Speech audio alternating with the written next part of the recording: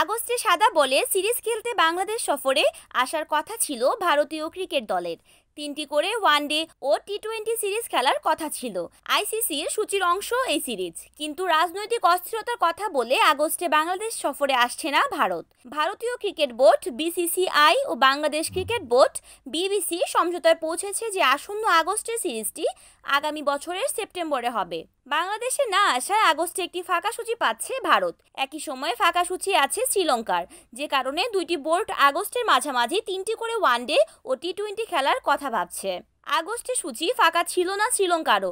ওই সময় তাদের লঙ্কান প্রিমিয়ার লিগ খেলার কথা ছিল, কিন্তু ফ্র্যাঞ্চাইজি টুর্নামেন্ট স্থগিত করা হয়েছে। জানা গেছে মালিকানা নিয়ে বিরোধ তৈরি হওয়ায় স্থগিত হয়েছে এই টুর্নামেন্ট। ওই সময়টা ভারতের মতো দলের বিপক্ষে সিরিজ খেলে কাজে লাগাতে চায় শ্রীলঙ্কা। আন্তর্জাতিক টেস্ট ও টি-20 থেকে অবসর ঘোষণা করছে বিরাট কোহলি ও রোহিত শর্মা। তবে ওয়ানডে খেলবে তারা দুইজন। আগস্টে ভারত ও শ্রীলঙ্কা সিরিজ হলে ভক্তরা বিরাট রোহিতকে মাঠে দেখতে পাবেন।